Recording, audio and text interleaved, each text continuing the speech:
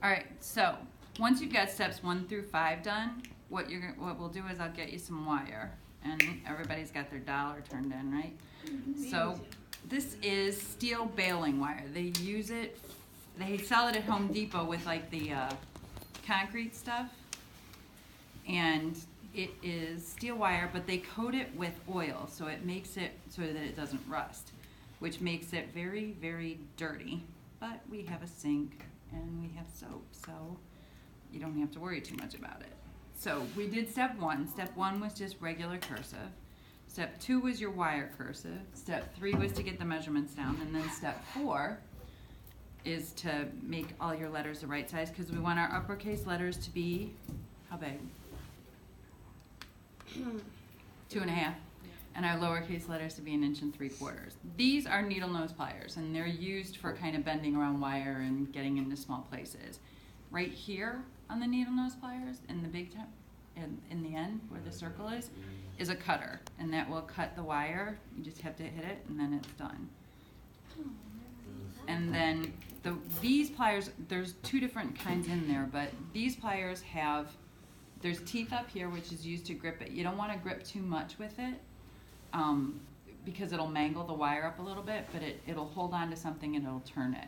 Down here on some of them, there's another set of like little indentations that grip as well, and that'll crimp it all together and make everything nice and flat. So this will move things and turn things, this will cut it, and then this will crimp it all down.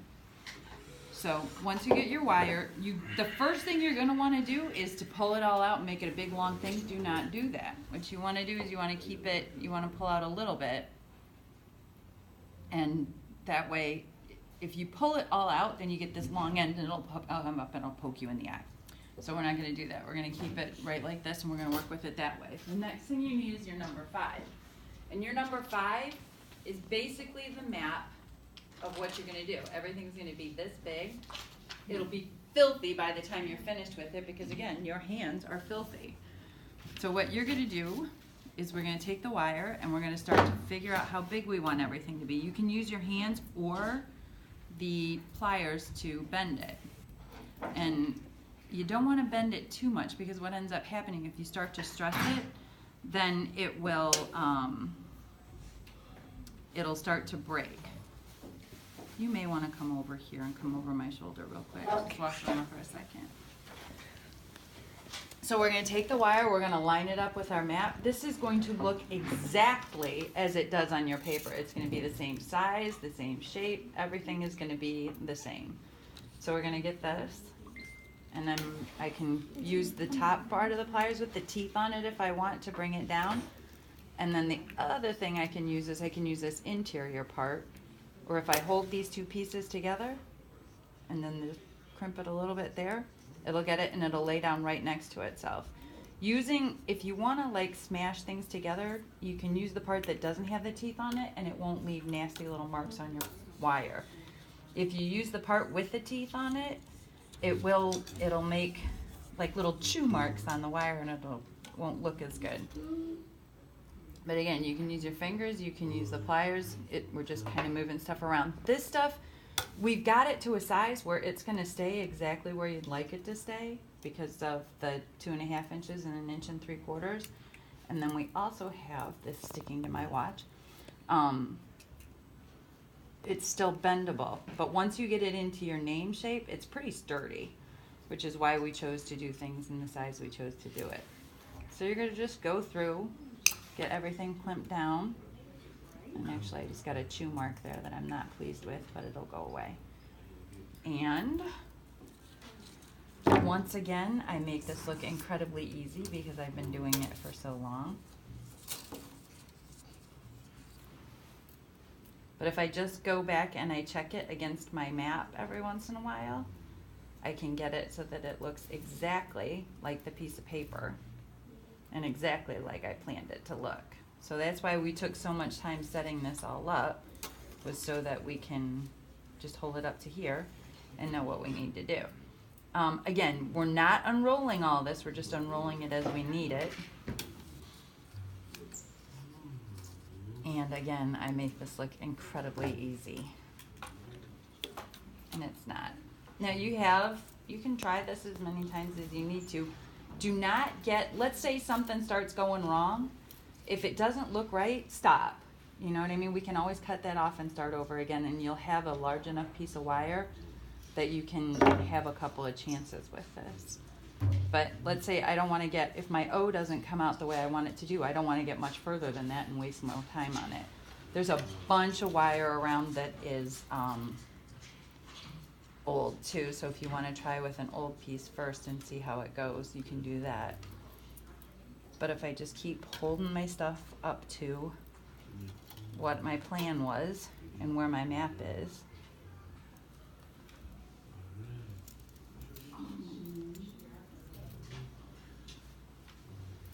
there's a couple letters that hard. T's are hard. I mean, I'll just say that right now, so don't freak out if it doesn't go the right way the first time.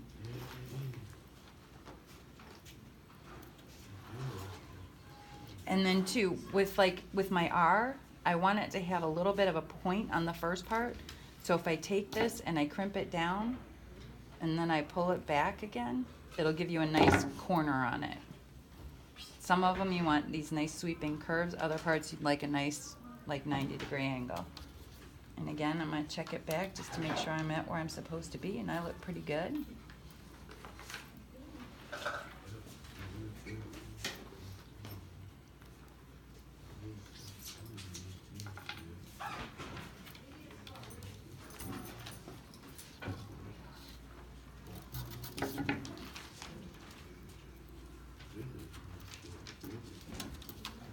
O-R-M. And make sure you kind of double check yourself every once in a while, because there's one thing about trying to make something look pretty that'll make you misspell things all the time.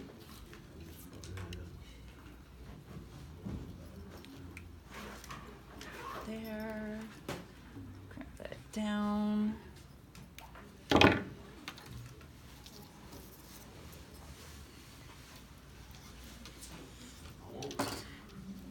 So the pliers are really helpful in helping you get nice tight curves, and then your fingers usually do the ones that are not quite as, or the little looser curves. Good morning. Hello. What period do you have, Will? Terrell. Oh, there he is. Oh, Therese? Oh, I'm sorry. Terrell. It's all right. Are you busy, young man? Did you finish your assignment? Wouldn't look that way because he's sitting way over there and not paying attention, but When he's done with his assignment, can he assist me, or do you want to do that? give me just a couple of minutes. We're doing a video right now. Oh, I'm sorry. That's okay.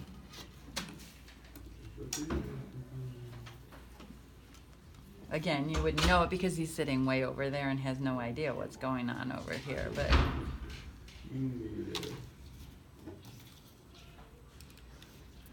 nice tight curves. So I'm going to use the pliers. Bend that down. I can use this interior part to get everything. Sometimes I wait until the end to go back and make sure everything's laying down next to itself. But like your A's, everything like that, all the letters that you usually double back on, you're going to want to try and get those right up next to each other. And using the part that doesn't have the teeth on it kind of moves it a little bit without chewing it up too much. Ooh, I am almost out of wire.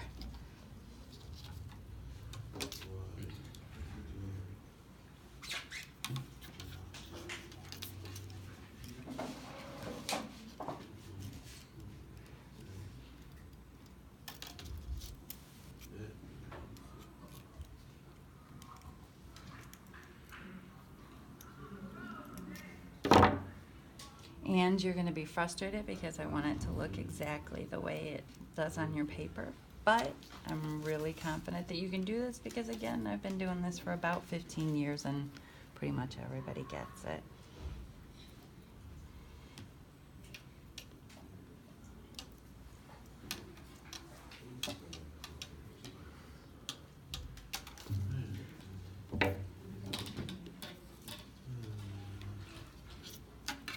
And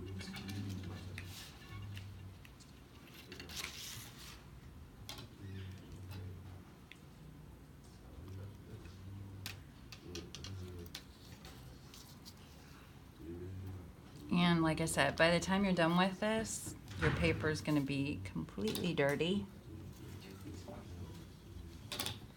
And then you can put a cute little curly Q on the end.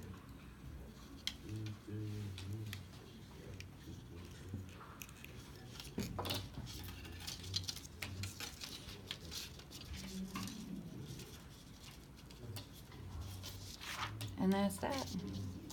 But almost exactly the same size, almost exactly the same shape, and we're good to go.